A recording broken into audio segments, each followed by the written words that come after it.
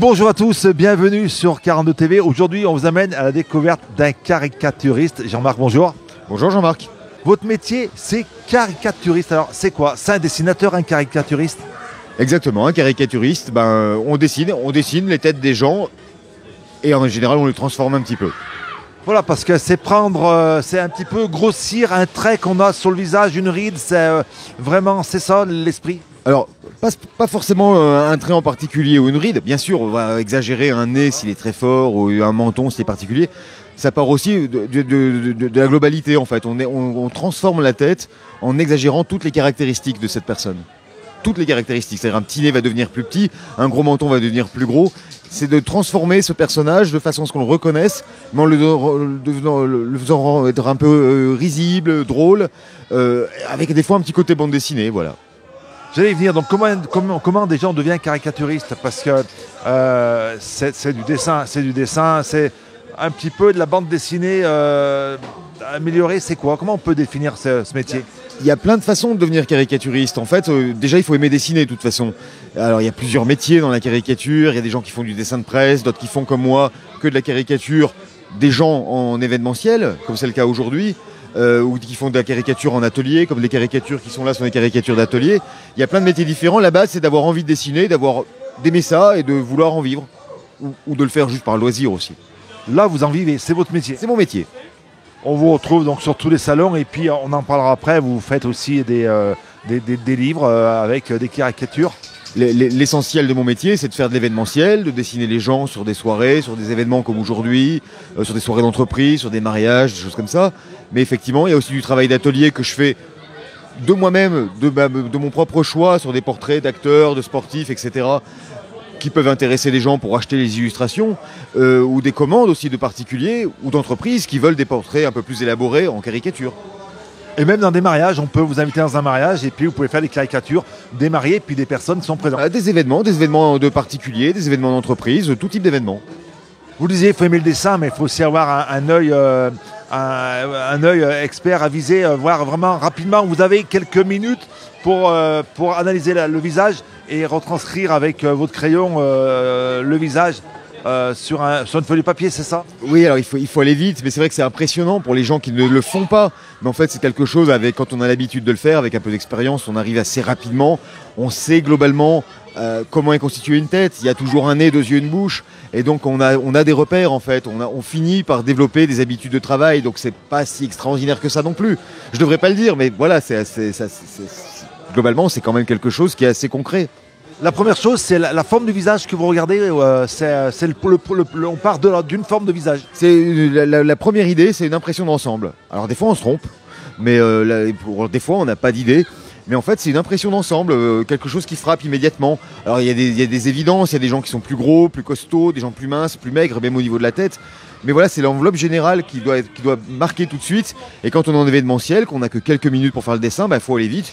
Mais voilà, c'est avec un peu d'expérience et un peu d'assurance. Il faut avoir, contrairement au dessin qu'on fait chez soi, où on n'aime pas trop les gens sur notre épaule, là, il faut être assez à l'aise pour travailler en public. C'est la partie la plus difficile en fait. On le voit sur les images d'illustration, sur ce reportage. Quelques minutes avant cette interview, vous avez fait les caricatures de Thierry qui réalise ce reportage. C'est quoi le premier trait qui vous a marqué de son visage? Alors, le premier trait qui m'a marqué de son visage, c'est le nez, en fait, quand il sourit. C'est pour ça que j'ai fait les narines qui remontent comme ça. Et ensuite, en le regardant, il y avait la rondeur au niveau des joues et les yeux très ronds. Les yeux très ronds qui tombent un petit peu et qui sont des yeux écarquillés comme ça. C'était assez marrant. Donc, c'est ce que j'ai essayé de restituer dans l'image. Et puis on le disait, donc vous avez aussi, vous faites aussi des livres. Alors, quelques mots sur ces livres. Alors, on va en présenter deux. Alors ça, c'est mon premier livre qui date de 2011, qui est un livre sur le rugby, qui a été fait pour le compte d'un grand groupe, qui est le groupe Glénat, avec d'autres auteurs. On était 4 sur le livre.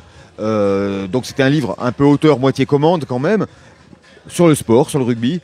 Et donc c'est une des thématiques que j'ai pas mal abordées dans mes ouvrages. Et puis le deuxième qui est là, c'est un bouquin qui est un peu plus récent, même si le thème lui est plus ancien. C'est un livre sur les tontons flingueurs. Donc un peu les deux facettes du travail que j'ai fait en atelier ces dernières années. Travail éditorial, on va dire. Donc celui-là s'appelle On ne devrait jamais quitter Montauban. Sur les tontons flingueurs, j'en ai d'autres. Et celui-là, c'est l'équipe de rêve rugby, sur le rugby, comme son nom l'indique. Le personnage que vous aimez le plus caricaturer, est-ce que alors on voit derrière nous, il y a Bob Marley, il y a Zinedine Zidane, mais c'est lui. Ouais, c'est Lino Ventura. Il a une telle palette d'expressions, de mimiques, d'attitudes, surtout au travers des rôles qu'il a incarnés au cinéma. C'est vraiment un vrai plaisir à dessiner parce qu'on peut le faire grognon, on peut le faire tendre, souriant, en colère. Et c'est toujours très très marrant à dessiner. Il y a aussi un niveau de plaisir, hein, si on ne prend pas de plaisir à le faire. C'est un travail qui est très très dur à faire s'il n'y a pas de plaisir. Et là, avec Lino Ventura ou Bernard Blier, c'est des personnages que je m'amuse toujours à dessiner, bien sûr. Ouais. Quand vous êtes dans une assemblée, vous avez, même si vous n'avez pas vos crayons, vous n'avez pas votre papier, vous dites des fois, ah lui, j'aurais ce qu'il faut, lui il a une bonne tête pour être caricaturé.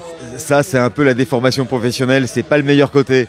Parce qu'effectivement, bon, alors on le fait pas tout le temps, mais on peut difficilement s'empêcher des fois d'imaginer ce que donnerait la personne en caricature. Bon, des fois il faut savoir débrancher un petit peu parce qu'on n'est pas toujours au boulot non plus. Mais c'est vrai que je ne peux pas m'empêcher, je sais que la plupart de mes collègues aussi, on voit une personne, on regarde et on se dit, celui-là ou celle-là, en caricature, ça serait pas mal. Bon, en fait, il faut pas trop le faire parce que c'est plus facile de caricaturer des hommes, des femmes, ou c'est pareil. En fait, c'est pareil. Mais c'est pareil, c'est toujours avec un peu d'expérience. Quand on commence à faire des caricatures, on se dit c'est plus simple et plus facile de récupérer un gros bonhomme barbu qui a un gros menton, un gros nez. Bon, et puis finalement, au bout de quelques années, on se rend compte que c'est la même technique, la même base, la même approche de dessiner une petite fille de 6 ans toute mignonne que de dessiner un gros rugbyman de 50 ans qui a bossé de partout. C'est le même rapport, le même principe, la même analyse qu'on a à faire. Et donc finalement, j'ai pas de préférence. J'ai une préférence quand même. Au niveau du contact et du rapport, et ça m'est pas arrivé si souvent que ça, c'est de dessiner des personnes handicapées. Parce qu'il y a des gens qui ont un regard sur eux-mêmes qui est assez troublant. Et surtout, ils n'ont pas l'habitude qu'on s'intéresse à eux pour ce qu'ils sont réellement. Ils ont souvent... on les regarde comme des bêtes curieuses. Et moi, je les regarde juste normalement comme je regarde n'importe qui. Et c'est souvent des expériences très intéressantes. J'ai eu quelques prestats à faire comme ça dans des centres d'adultes handicapés. Et ça a toujours été des moments assez forts, en fait. Ouais. C'est votre préférence. Alors bon, on voit, vous avez fait les caricatures de Bob Marley, de John Lennon. Ces personnes, vous ne les aviez pas physiquement en face de vous. Est-ce qu'il y a une personne que vous aimeriez bien avoir en face de vous pour pouvoir faire la caricature? Ça serait quoi? Ça serait qui surtout? Il y en a tellement. Alors on va parler de personnes vivantes. Parce que bon, les morts, de fait, c'est pas possible. J'aimerais bien Jean Dujardin. Pourquoi? C'est la forme du visage, physiquement, bon, il est plutôt beau gosse, hein, mais il a une telle palette d'expression que j'aimerais bien pouvoir les saisir sur le vif. Ouais, parce qu'il est... je pense j'aimerais bien, Jean Dujardin, à dessiner, il est intéressant aussi. Ouais. Jean Dujardin, ça me plairait, ça me ferait marrer. Ouais. Jamais Jean Dujardin voit cette vidéo, on ne sait jamais. Voilà, Jean-Marc aimerait bien vous avoir en face pour pouvoir vous caricaturer. Vous n'êtes pas de Saint-Étienne, on vous retrouve où? Moi, je suis de Clermont-Ferrand. Mais on me retrouve un petit peu partout. Vous voyez, là, aujourd'hui, on est à Saint-Étienne. Il y a 2 semaines, j'étais en Turquie. Dans 2 semaines, je serai dans le Gers. Bon, je suis basé à Clermont-Ferrand. C'est là que je vis depuis très longtemps maintenant, ouais. Et un site internet, un blog, où c'est qu'on peut découvrir vos dessins? Sur mon site web, qui va bientôt être remis en ligne, parce que là, j'en avais plus. Blog, je l'ai toujours, mais je ne l'ai pas alimenté. J'ai Facebook, bien sûr, comme tout le monde. Mais en fait, il suffit de taper mon nom sur Google. Et généralement, on tombe sur moi. Merci beaucoup, Jean-Marc. Merci pour cette interview. Puis merci pour nos caricatures que vous découvrez tout au long de ce reportage. Merci à vous. Merci.